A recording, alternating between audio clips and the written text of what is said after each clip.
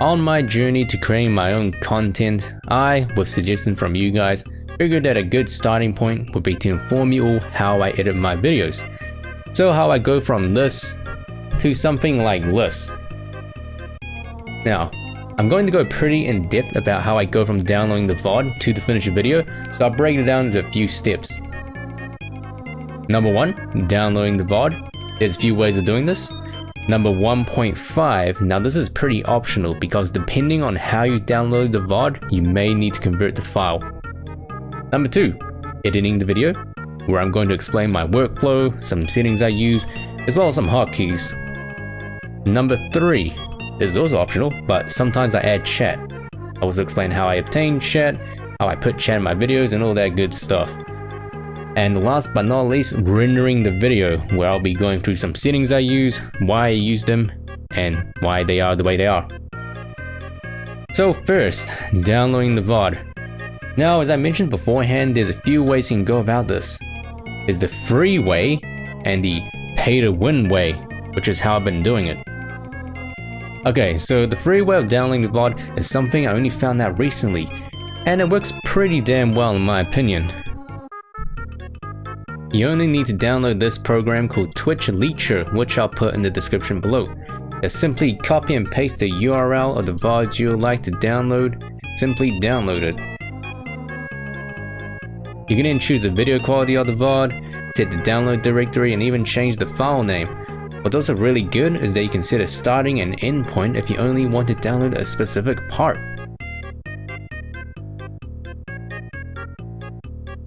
Once it's done downloading, you now have a sick MP4 file that's ready to be edited. And as far as video quality goes, it's pretty good, in my opinion. We've dabbled a little bit in this area, but I don't think we've really seen this stuff. Is it hot in Florida yet? It's up there. It's not too crazy, but you know. Moving on from that is the pay-to-win route, which is what I've been using for the longest time, and is slightly a longer process, but I'm used to it. This involves you needing to buy this download manager called Internet Download Manager. It's a one-off purchase and is, in my opinion, well worth the money. This program integrates with many internet browsers and allows you to pretty much download any video stream it detects. In the case of Twitch VODs, once you open a VOD, this will allow you to easily download the raw file in any video quality. Congratulations, you now have a raw Twitch VOD in great quality. Do note that the extension for Twitch VODs are .ts files. This is very important to remember. Moving on from that, here's another way of downloading the VOD. Now, one really great thing about Internet Download Manager is its ability to batch download. What I mean by that is downloading multiple links at once, and this is actually really important in my opinion. You see, sometimes what I like to do is to download the late night streams while they are currently streaming, as opposed to waiting for them to finish streaming and then downloading the VOD. Reason being is that Twitch mutes parts of the stream as soon as the VOD is created. By downloading the stream as they are streaming, I'm able to essentially save the VOD before it gets muted. Example being that Bohemian Rhapsody video I uploaded. How do I do this? Well, I use this little website called Twitch Center. Similar to Twitch Leecher, all you need to do is copy and paste the link of the VOD and specify the start and end times.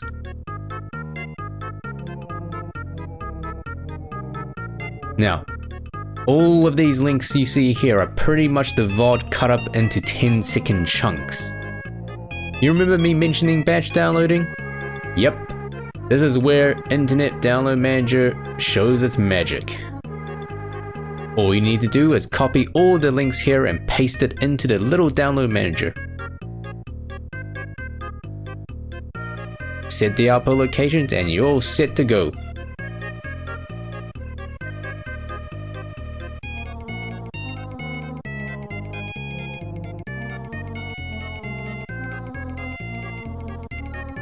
Once the hundreds of thousands, of files have been downloaded, you'll need a way to combine all of them together into one file. So how do you do that?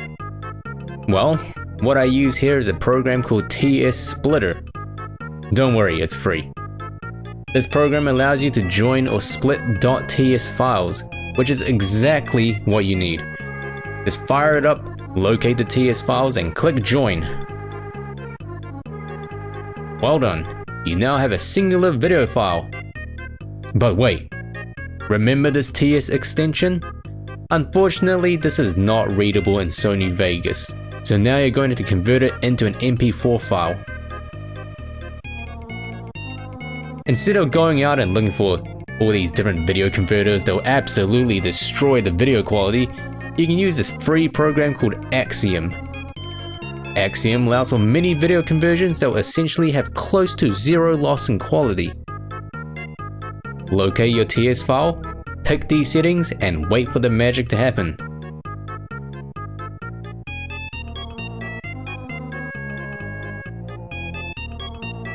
Once this process is finished, you finally have an MP4 file fresh out of the oven and ready to be edited.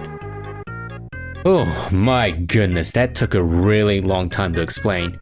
You know what? Just use Twitch Leecher for all your Twitch VODs needs. Now that I think about it, it literally does everything I said before, but in a much more simple way. My point still stands though.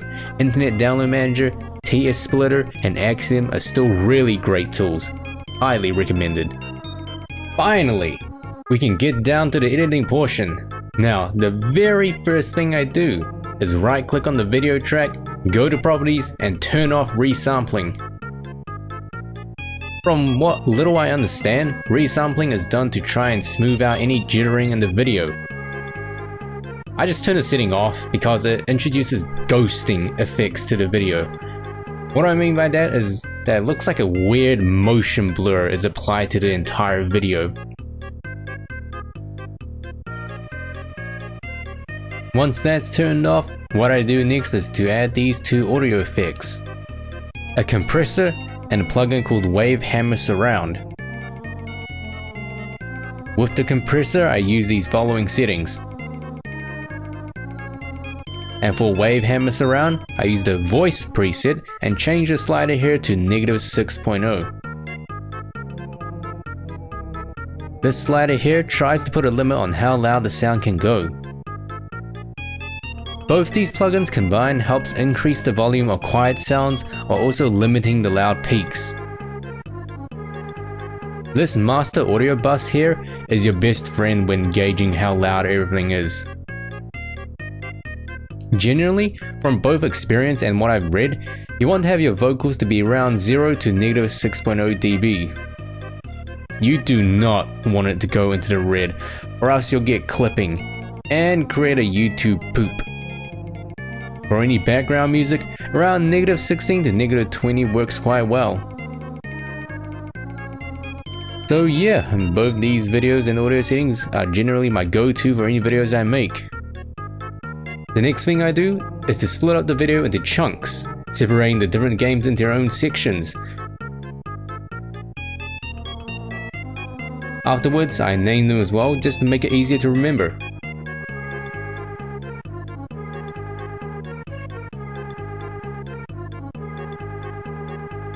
What I then do is actually keep track of all the videos I make in this little Excel spreadsheet.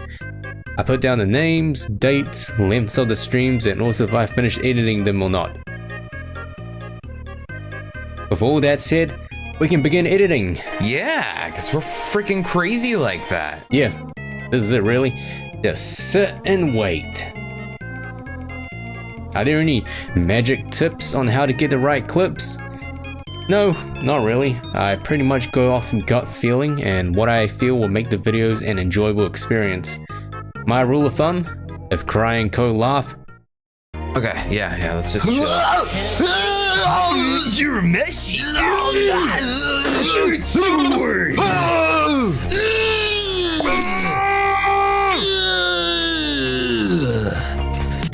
That's probably gonna be in the video. As for my editing style, well, you know me. What I try to do is small nuances, with simple cuts and transitions, with some slight flair here and there if I think it will be a good thing for the video. Generally, when I edit the videos, I try to avoid cutting people mid-sentence and wait for them to finish talking before transitioning into the next clip. This counts for alerts too. Music and in-game sounds may make it so there's some unavoidable choppiness in between each clip, but that's just something I try to work around. So that's talking more on the audio side of things. As for video side, or rather what you see on screen, what I do first is to try and make sure that the Discord blip, or when people are talking, do not show up at the beginning of each clip. This visual indicator also helps to see when people have stopped talking too.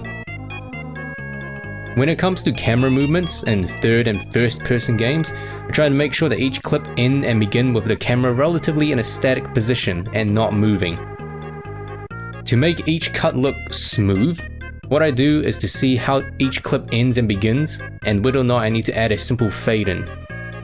Jackbox, for example, makes transitioning into each cut look natural and it is relatively easy to do, as the game's main backgrounds look similar, regardless of how much progress has been made in the game. Yeah! Just barely though. What the fuck? God damn it, chat! Everybody voted. Come on now. Congratulations. Came from. I need my next two couple of MCs to step up. What rhymes with Fat Albert? Fat Albert. Go home, Ryan, you little boy. I'm a member of STARV. Yeah, You have to rhyme it, otherwise it doesn't work. Your rapping style. It's just so cruel. Looking back at, say, 2013 and 2014, I think the main difference between my editing style then and now is that I like to provide more context.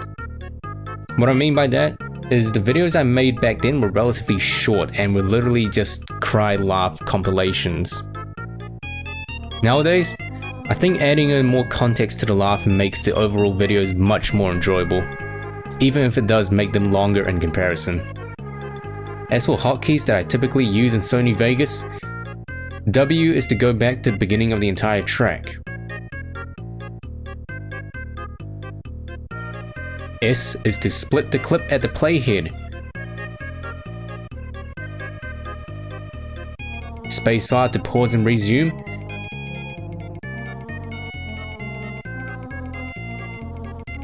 Enter to pause and resume at the playhead location, which is different.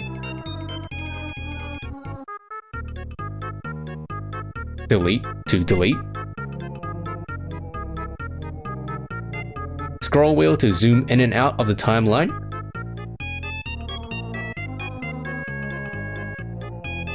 If you double click a clip and press R, you can then put a region marker, which I use to label clips.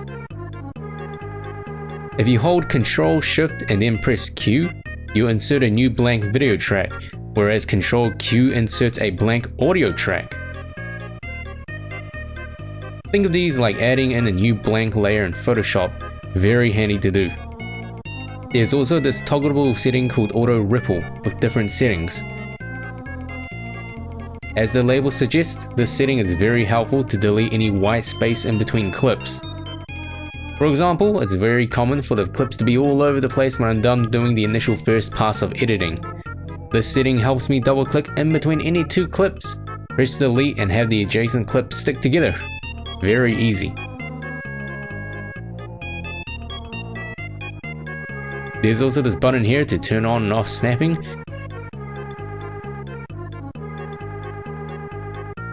And automatic crossfades that will automatically fade overlapping clips together. Since I'm making this video, I might as well mention how I've added chat to the videos I make as well. For the longest time, there was no way of just downloading chat. What I've had to do in the past and the present was to open up OBS and pretty much screen record the entire VOD window. Afterwards, I do this 3-layer sandwich layout to put the chat together with the video.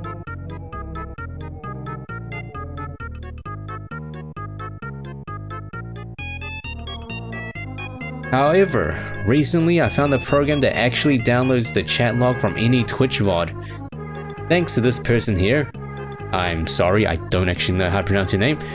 There's this neat little program that does just that. This program lets you customize how you want the chat to look like, which is actually pretty insane. Like the other programs, all you need to do is insert the link of a VOD and download. Once the program finishes downloading the chat, it outputs a very neat and tidy MP4 video, which I can then just slot into place. Finally, once all the editing has been completed, it's time to render out the video.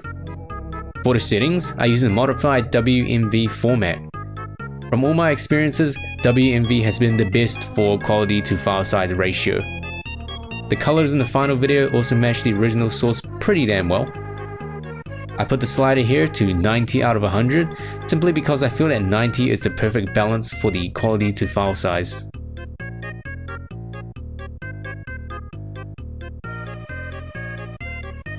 So that about wraps up all there is to know about how I've been editing the videos. I'm pretty sure I didn't miss anything, and hopefully you gained some insight as to how I do stuff. In any case, thanks for watching, and if you have any suggestions as to what other original content you'd like to see from me, please do comment down below because it will help a lot. Take care everyone.